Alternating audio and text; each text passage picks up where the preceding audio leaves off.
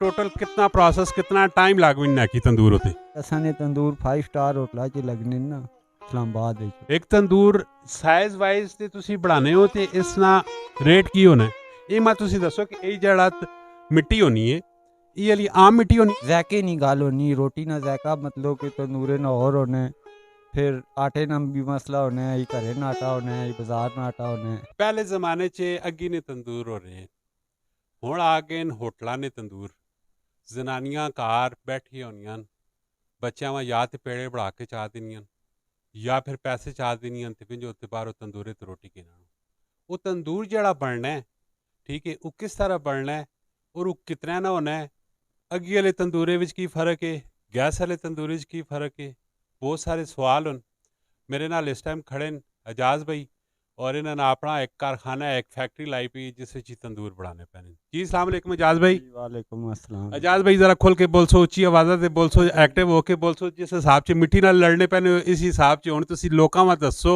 सही खुल के सही धड़ाले नाल पहले तो मैं दसो कि जड़ा मिट्टी वाला तंदूर है ते गैस वाला तंदूर है इन्हां दोवां च फर्क की होना या इका ही तंदूर होना ये तंदूर मतलब कि लोहे ने भी आजकल चले ना, हाँ तीसरे नंबर च लोहे ना भी तंदूर लोहे ने भी तंदूर होने ते इस विच भी जड़ा मिट्टी ना तंदूर होना ना इस विच भी गैस लग सकनी है। ज़ायके नहीं गल होनी, रोटी ना ज़ायका मतलब कि तंदूरे ना और होने, फिर आटे ना भी मसला होना है, घरे ना आटा होना है, बाजार ना आटा होना है। ये मैं तुसी दसो कि ये जड़ा मिट्टी होनी है ये वाली आम मिट्टी होनी है नहीं, ये कितों आनी मिट्टी ये असी जनवाद ग्रां चों आने हैं। जनवात किथे वे मेरी पिंड जनवाद चारी कसी इस तरह चारी कसी तो अंदर रोड जा अच्छा ये मखसूस मिट्टी होनी है जिस मिट्टी नाल ई अल तुसा ने तंदूर बनना है तंदूर बनने हैं जी। इस मिट्टी ने विच की कुछ पैना है इस च असी बोरी टोक के पाने आ, पोए नी करी पाने आ ते मूंज पाने आ।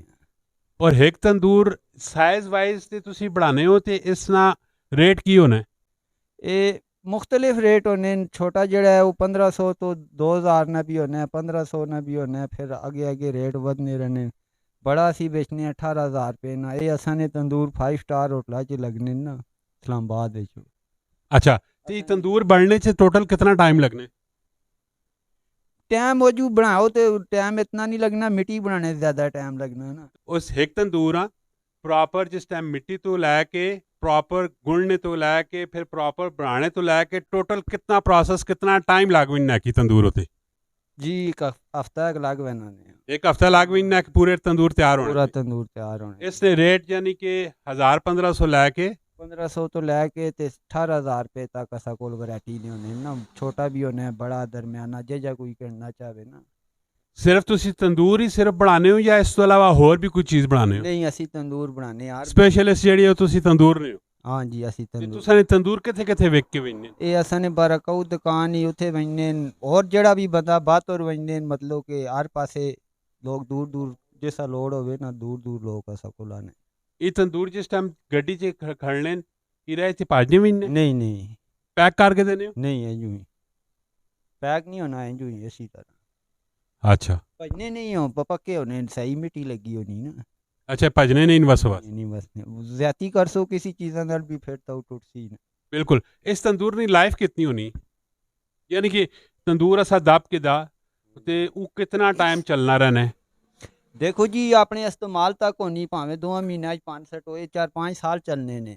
सही करते चलाने वाला बंदा होवे ना 4-5 साल कोई नहीं होना। अच्छा 4-5 साल कुछ भी नहीं होने अपनी मतलब के इस्तेमाल नहीं गल होनी ना ज्यादा चीज़ों नाल कर सो तो टोट की हो गई बस या बारिश कच सो नहीं तम ही खराब हो जाती। और जे जो कि गैस कोई भी नहीं है आजकल ठीक है किसी टाइम होनी गैस किसी टाइम नहीं होनी उसकी गैस ते लोगों का कोई रुझान वधा है कि असें तंदूर घर च दबा आने न लोग माशाल्लाह सको लोग आने रहने न तंदूर के ने।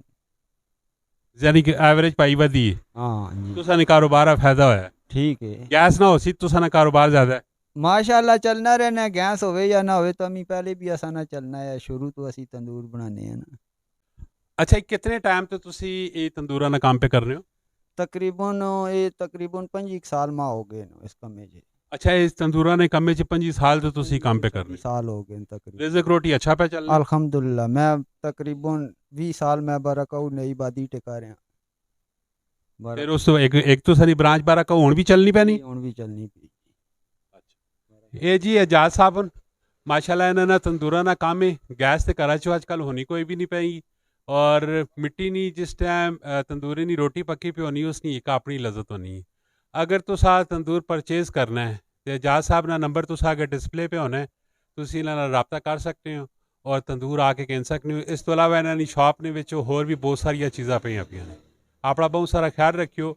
मिलसा नैक्सट वीडियो च। खुदा हाफिज़।